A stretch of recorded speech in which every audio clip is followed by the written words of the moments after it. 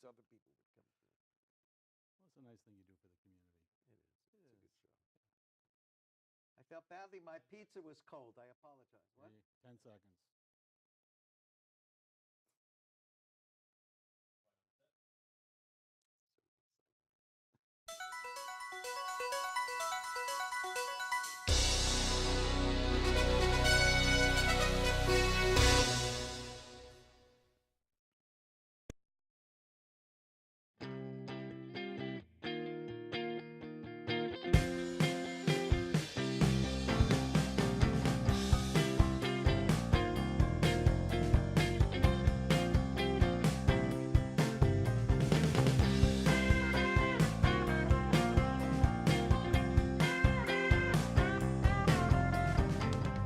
Good evening and welcome. I'm Roy Blitzer, and our show is Ask Dr. Business. The purpose of our time together is to provide information and insight that will help you in your work environment. The desired outcome is you'll take this counsel and be a happy and more satisfied worker. We're continuing a new series this year on jobs with having a long commute. And we're very fortunate this evening to have Larry Chickering here as our guest. He is a retired human resource executive who for 19 years commuted from his home in Palo Alto to his office in Hercules, California. 50 miles one way, approximately 4 hours a day on the road. Larry, welcome. Good to be here with you, Roy. I want to remind everyone to please call in with questions. The phone number here is 650-856-1591. Now, tell our audience a little bit about your background. How did you get to be a human resource executive? Sure. And for 19 years, what was it like commuting such a long distance? Well, sure. Well, interestingly enough, initially I was interested in marine biology, and so that led me to University of Miami in Coral Gables. And, an East Coast guy. East Coast guy, born and raised in Massachusetts. So at Coral Gables, I was taking marine biology and biology courses and didn't particularly like chemistry so much. So I opted for a class in labor relations and loved it, got to know the professor very well. And through my interest, he created some independent study courses for me. We developed not only a professional, but a very good personal relationship. I'd go to his house on the weekends and help him pull weeds and have coffee. And, hopefully not during hurricane season. No. So then I told him, I said, look, I'm interested in labor relations, and what do I need to do to get a career in this? And he says, well, you need to go to graduate school. So he wrote me a beautiful letter to get into graduate school. I went to the University of Illinois in Champaign-Urbana. And then from there, I got a job in California, and I thought I'd just come out here for surfing and fun, and that was back in 1979, and I've been out here ever since. Well, tell us a little bit about the decision to take a job, knowing right in advance that, for those of you that don't know where Hercules is, it's off Highway 80. It's near Vallejo. It's not around the block, as my mother would say. Was that a consideration for you? Was this the first job for a long commute? Yeah, this is the first job for commute of that length. So when I worked at an electronic manufacturing services company in Milpitas, that was 237 every day. Not too bad. But probably not a lot worse close today. either. And so the decision to go to Hercules was fundamentally based on a couple of key considerations. One, first of all, is having an understanding wife. And, you know, when you're going to be on the road 4 hours a day, it takes a lot of your personal and a lot of stamina. time. You must have been a young, healthy Turk to sit in the car that long. Yes. But it's about you know, the job and the people you're going to be working for. And, you know, as I mentioned, you know, my interest in biology and marine science, so going to work for a biotechnology company or life science research company fit. was very intriguing. And the idea of transforming the HR function at that point in their growth, in their history, was very appealing to me. Now tell us a little bit about whether the people hiring you, now you chose to live in Palo Alto, and I guess you could have chosen to live closer to Hercules. There are communities in Berkeley, and I know some of the executives live in Fairfield, but you chose the peninsula. Right. Did anyone say anything to you about the fact that it was a long commute, even then, before the thousands of people came for the high-tech world? Right. Good question, Roy. Actually, Dave Schwartz, one of the co-founders with his wife Alice of Bio-Rad Laboratories, would talk to me regularly about finding housing closer to Hercules because he understood the amount of time I was spending on the road and being away from my family. He was always very concerned about that. And my wife and I did look for housing in Oakland and Berkeley. And we found that actually the property sizes and the lot sizes are actually smaller than they are in Palo Alto. Wow. And the pricing was not quite as reasonable as we thought it was going to be. So you stayed here? We stayed in Palo Alto. Well, let me tell everybody that they can stay on and watch, and please call in. The phone number is 650-856-1491. I'm here with Larry Chickering, a retired human resource executive who spent 19 years driving from Palo Alto to Hercules and talking about some of his experiences as a long commuter and the benefits and the disadvantages. So you did talk about the fact that you were going to be on the road a lot. What did you do, even before there was, to protect yourself, to stay alert? I gather your routine required lots of stimulants in the morning. Give me your routine. So the routine started at 4 o'clock in the morning when I get out of bed. I'd be working out at the Pageville YMCA at 5 o'clock for about an hour and a half. Then to Pete's Coffee. You mentioned stimulants. Yes, I like my caffeine in the morning. So get the Pete's Coffee and then you're on the road. I go to Phil's now, by the way. Okay. I've been switched my allegiances. But And then my usual route would be 280 because it's a beautiful ride. I mean, when you're commuting that distance. Did you go through Stanford or did you go up 380 to 280? 280 to 380 onto the 101 and then over the bridge, the Bay Bridge to Highway 80. And the important thing too, when you're commuting that much, you have to know where the rest stops are. Oh, I didn't even think about that. I don't even know where the rest stops are. Well, Treasure Island's a good one. It's about the midway point. And you can get refreshments and do whatever else you need to do to finish the trip, so to speak. We'll leave it at that. A fluid adjustment. We'll just leave it at that. If we were back east, you could stop on the highways. 95 has rest stops.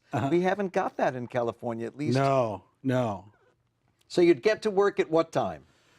Usually between 8:30, depending upon when the meeting. If there's going to be an earlier meeting, then I'd have to shift everything up a notch. So.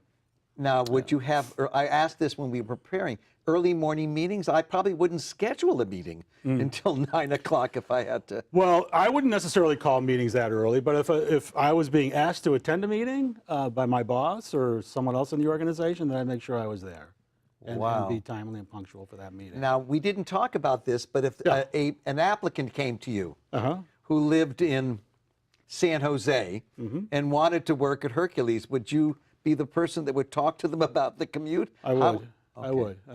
Interesting. Yeah, I would let them know that it's a commitment and let them know about the different options and are they really fully committed to come to work for the organization? Because then you're taking the commitment and pushing it up a few notches. Indeed. Right? And this was before cell phones? It was before... Just coming in. Yeah, just coming in. In fact, part of my offer acceptance at Bio-Rad was to ensure that I had a company paid for cell phone so that I could be available in case there's something came up while I was in commute that I needed to address immediately. Now, would you tell us a little bit what you did to occupy the time? Did you listen to books on tape? Did you listen to the radio? What did you do to keep yourself? Okay. Because I find it not boring, but very stressful. Well, for those of you who aren't familiar with HR work, but it's very involved. You've got people around you all day long, and it's very difficult during the heart of the day to do any real thinking and planning. So this may have been peaceful for you. It's very peaceful, thinking about how I was going to organize my day, what needed to get done. Part of it was just, not meditating necessarily while you're driving, but, it's some time where you're peaceful by yourself, and you can really have some good quality thinking time. Now, during the later years, would you accept calls? Would people know that you were in the car? Sure. Interesting. Yeah, you need to monitor that though, because it can become, just problematic. I mean, there's a lot of stuff going on the roads, and you really need to pay attention to what you're doing in the Bay Area, particularly the roads that I was traveling every day. Talk a little bit about the differences between when you started and what you think it's like now. Well, it's a lot worse. So it wasn't that We long aren't ago. kidding. It is. I think it's a Yeah. lot worse too. So probably about a year ago, I got invited to have lunch with my staff in Hercules. So I decided to go up there, and I got about halfway. And what time did you leave? I left about 11 o'clock in the morning. Wow, and you would think that would be easy. Yeah, there really is no easy time on the roads these days, Roy, and it's exponentially worse now. The congestion is a lot worse, and so you know, I don't know if I was to think about doing that for another 20 years, considering the difference in congestion rates now, I'd probably seriously consider it. Yeah. Now, what about electronics? Did you use Waze or Google Maps, or this was before GPS? Did you Yeah. vary your route, or did you go to the same way each time? No, back then when I first started in '95, the best thing you had was the local news, and they Interesting. kept you pretty much updated. But there was no Waze. There was no yeah. There probably was GPS, but it wasn't that widely used at that point. But would you find one route better than another? Well, you would know Maybe pretty much. someone's listening that actually goes there from here now. I don't But I know. used to do the route, and I liked 880. I took the Dumbarton Bridge, 880, and cut over at Berkeley. Yeah, I didn't like the 880 because it seemed like the road was always under some type of construction, and a lot of big trucks So you are on went Highway through the 80. city. Interesting. Yeah. Okay, over let Bay me see Bridge. if I can pretend to be like the shopping network Sure. and get some people to call in. This is Dr. Business. If you're choosing to watch us for the first time, I'm here in our series Jobs with a Long Commute, and our guest is Larry Chickering, an executive, a retired executive actually, who spent 19 years driving 50 miles one way to work and 50 miles one way back. Please call in. The phone number for questions is 650-856-1491. Talk a little bit about what special qualities you think you need to be a good long-term commuter. Well, you need to be patient because you never really know what you're going to be confronting. Oh, that's very true. And loose, probably somewhat. Yeah. Because it happens. I'm sure it changes all the time. And it can get pretty stressful if you're expected to be at a meeting at 8:30 and all of a sudden you realize you're not going to be able to make it because of traffic or an accident. So you got to figure out ways of try to mitigate that as much as you possibly can. And if there are other alternative roads you can hop on to get away from some of the congestion and the choke points, you do that. So patience and being a little bit creative, I think, is also important. And you got to really love what you're doing. I mean, you got to love Have a passion. the reason why you're doing this every day, and the people you're working with, and the mission you're on, and the kinds of things you're doing to help the organization be successful. You know, I really never thought how bad the commute was until I stopped doing it. Interesting. Now, what about working at home days? You've been a professional long enough that it wasn't very popular when we first began. Did you work at home any days, or were you there every day? Well, that's a good question, Roy. The culture at Bio-Rad was not so much telecommuting. They wanted you to be physically there, on site. It's a scientific company, and part of the scientific process, or a lot of it, has to do with collaboration with your That's with your right. peers. And that's, you know, they have better online collaborative tools now available, but back then they really weren't, you know, that well developed. So the Schwartz family liked to see you there, actively involved, being visible, and connecting with your community. So we have patience, flexibility, a little creativity, because you've got to be able to think quickly. I would think you also need great reflexes. I find that when yes. you're driving for long periods in the same, you've got to be able to maneuver yourself Good point. quite well. Yes, yes. Now, we didn't talk about this when we were preparing, but what did you get good mileage? Did you buy cars that get great mileage? All right. How did you handle So, that? okay, just to let the audience know also. So the other reason why I didn't mind commuting so far every day is I have a 911 Porsche. Ah, well, we have a phone call. Oh, great. Is that Colleen? No phone call. Oh, no name. Okay, this is Dr. Business. How can I help you? What was the most dangerous thing that happened to you on your commute? The most dangerous thing. I like that question. Thank you for bringing it up. The most dangerous thing that happened to me personally? Yeah.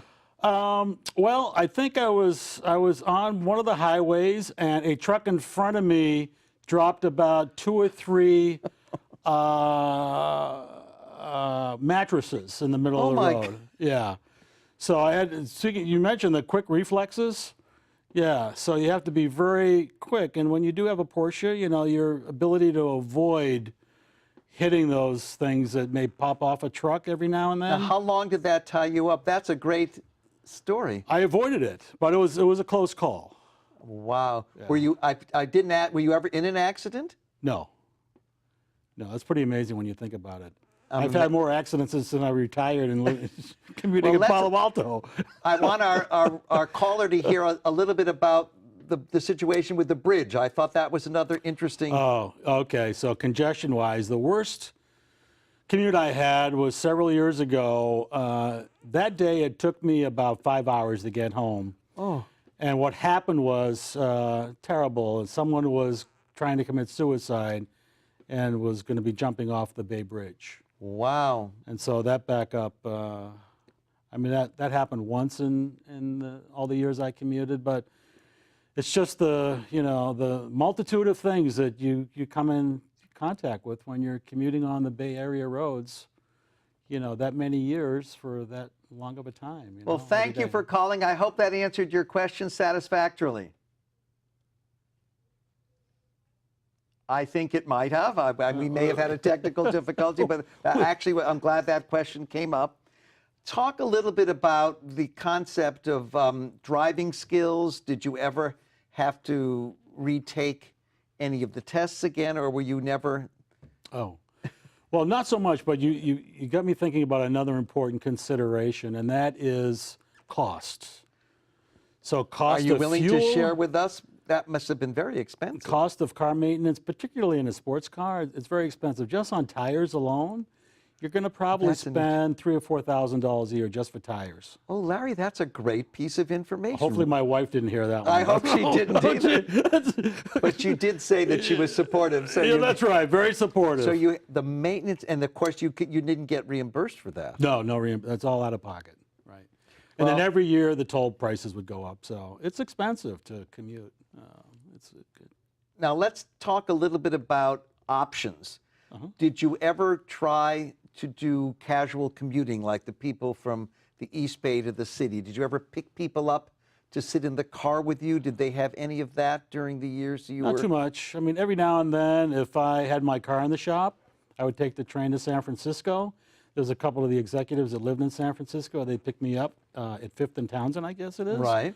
And then take me in, and then bring me back in the afternoon, drop me off at the train station, and then I'd, take the train home. Well, we talked a little bit about creativity. One of my colleagues that I had worked with commuted, and he bought a fake dummy, and he put the dummy in the back of the car and tried to do the diamond lane, and he got caught. But I thought, by creative standards, that was a pretty cool thing to do, but it was sort of fighting the system a little bit. Well, yeah, the problem with that, though, is it's dishonest. Right? Terribly dishonest. I wouldn't. And you're an I wouldn't do HR that. guy. We Yeah, wanted, couldn't- integrity was very setting important. a bad example. Exactly. Right. Well, let me see if we can ask another caller to come up with another great question. The phone number here is 650-856-1491. I feel like the shopping network every time I do this. But we're here with Larry Chickering, a retired human resource executive who actually commuted for 19 years from Palo Alto to Hercules. We do have a caller. I think that's Tom. Tom, how can I help you? I was wondering whether Mr. Chickering had ever looked for a carpool or public transportation that could have reduced the stress and carbon footprint. I'm glad you brought that up. Yeah, not so much. Rarely would I do that. And I guess what I was mentioning earlier is I use a lot of that time for my private time to really think about my job, some of the things going on in the organization, and really plan the day out or plan what's going on in the week. And you didn't want the clutter, probably, of other people. And just the quiet time, because, again, when you're working in a a high-touch HR environment, you have people around you. As soon as I would get into my office, there'd be people backed up wanting to see me. So the idea of having some time during going in and coming back in the afternoon to have some free time to express and think and just be quiet for a while was extremely helpful for me to be successful in my role over the years. Can I build on that question, Tom? Sure. I would be wondering to find out if you think the commuters of today, where we have a much more emphasis on that, would consider doing that. Did you have any buses or public transportation like Google does to take the people from the city? Because I'm sure there are a lot of people who live on the peninsula that would be good talent for the people. Well, there was the WestCat that would pick people up in the city and take them up to Hercules. So But from Palo Alto to Hercules, there really aren't too many good options. No. The BART station, at least then, stopped in Richmond. And then you got to figure out how do you get from Richmond to Hercules. So instead of 4 hours a day, if I took public transportation, it probably would have been more like 8 hours a day. Whoa. Yeah. Now, in terms of expense, did you find that the gas expenses kept on going up? I guess they never go down. Well, they're doing well for a while, and then they're very variable. They go up and they go down. What did you do during the shortage? You must have been online forever getting. Yeah. Well, you do what you got to do, right? I mean, it's. Well, you're obviously a very dedicated company guy. I'm sure that. Yes. You were very committed to doing the work that you were. I was very grateful to have a great job working for a great company. And how many people can really say that? I mean, Not so many. I was very fortunate. Thank you, Tom. I'm glad your question came up. I hope the answer gave you what you needed. Thank you. Take care. Okay, we've got advice. We've got qualities. Talk a little bit about some tips that you'd give people who are having a long commute to manage it a little bit better. You did mention the Thursday. You may want to reiterate that again. Oh, right. So traffic patterns do vary by day. So Thursday usually, in my experience, was the worst day of the week to commute. Winters is worse because the schools are in, summers are better. And Mondays and Fridays, the commute is usually better because people take a long weekend. From that, yeah, because people take a long weekend. Now, there are some shortcuts. So when you're coming down the 80, if you get off at Gilman Street, I know, Roy, you know where that is. Yes. And you take the frontage road, you bypass a lot of congestion right there in Emeryville. And there's a little road you can hop right onto the Bay Bridge and save yourself about 15, 20 minutes. Right to the very end, near the building. That's right. Save about 15, 20 minutes that way. So once when you do this for a while, you learn some of those shortcuts, and they can cut significant amount of time off your commute. Now, the thing I haven't mentioned is that it's actually a high-class problem when you have a chance to look at the beautiful San Francisco skyline twice a day. Some people never have had that opportunity their whole life to see, and I got to see it twice a day, every day, and every now and then I'd stop in the North Beach in San Francisco on my way home and pick up some Italian groceries and take them home and share them with the family. So, there are some real, upsides to a long commute if you just seek out what some of those hidden gems can be. Well, I'm impressed that you found a place to take a pit stop. I've never, all the time I've commuted, I've never thought about that. You have to figure that out. You do. Now let's talk a little bit about some of the issues from an employee standpoint. Did you ever have anyone work for you whose commute interfered with their performance? Because it sounds like you really mastered this. Anyone, I'm not sure whether the millennials would get up at 4 o'clock in the morning to get it at 8 o'clock. What do you think? Well, to be honest with you, Roy, I've never found that those kinds of things are really an issue around people's performance. Okay. I find that people are either punctual or not, regardless of commute, what kind of condition their car is in, whether or not the dog chewed the homework or whatever else went on. I think if you're punctual, regardless of what you're doing, commute-wise or anything else going on in your personal life, you figure out a way to be there and show up for people. So I'm not sure that wasn't the answer you're looking for. Well, but it was. You basically said that it didn't seem like it would bother. No, thank you. In the 19 years, did you ever miss a meeting? Were you ever stuck somewhere where you couldn't? Well, if I was stuck, then I would call immediately and say, look, this is what's going on, and people certainly would understand that. Okay. Now, I have another interesting question.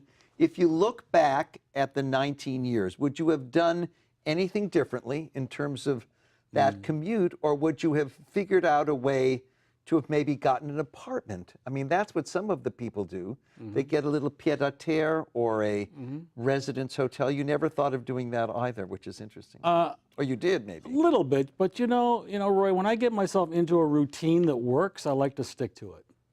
Now, the question that I'm fascinated by, Yes. during the weekends, do you get in the car? I hope your wife drives. No, very little. In fact, now I very rarely go north of Menlo or south of San Antonio Road. Really? So my high travel days are, I think, Are over. That's right. But I hope you still have the Porsche. I still have the Porsche. Well, I want to remind everyone we have 2 or 3 minutes left. Our phone number here is 650-856-1491. Please call in and ask a question for Larry if you want to find out a little bit about a long commute and how you can make your life as a commuter somewhat easier. As you look back, do you think that it will ever get better, or do you think the commute is going to get worse? Well, they got to come up with better, solutions for public transit. I think Tom's I question, mean, if they're especially good, from if here. the solutions are good, I think people will use it. But BART's it's had its reliability issues, and Right. the the trains and the buses likewise. So, as you know, in Europe, you go to cities in Europe, and everybody uses public transportation. That's true. Nobody drives. Now, did you ever experience road rage? Did you ever see anybody jump out of their car and do crazy things? I don't think I've really ever experienced anything to that degree. That's just no. for the commercials. A lot It's of beeping. People get a little bit annoyed if people aren't moving along quickly enough, but for the most part, people, are pretty good on the roads from my, experience. Well, as we're closing down the show, if you had to sort of look at the life of a long commuter, what would be some of the benefits? You did mention the quiet time, which I think is important. You mentioned the scenery. What else? Benefits of a long commute. It helps you just kind of be organized, really appreciate what you see as you're traveling and enjoy the beautiful sights in the Bay Area. And if there are some interesting stops along the way for food or drink, then take advantage of that because, we have San Francisco and Oakland and beautiful communities that Well, you have touch a into it. wonderful attitude. Where time is almost up, I want to do a shout out to some visitors from the East Coast. I want to say hi to Kylie and Eamon. I want to say hi to Ethan and Benjamin and Max and welcome them to California. I hope they're all watching the show. I want to remind everybody that we are not going to be having a March show, but we'll be back on April 16th, May 16th, and June 20th for People Who Commute. Thank you. I hope you enjoyed your show, and thanks to Larry. It was a pleasure. Thank you, Roy. Take good care.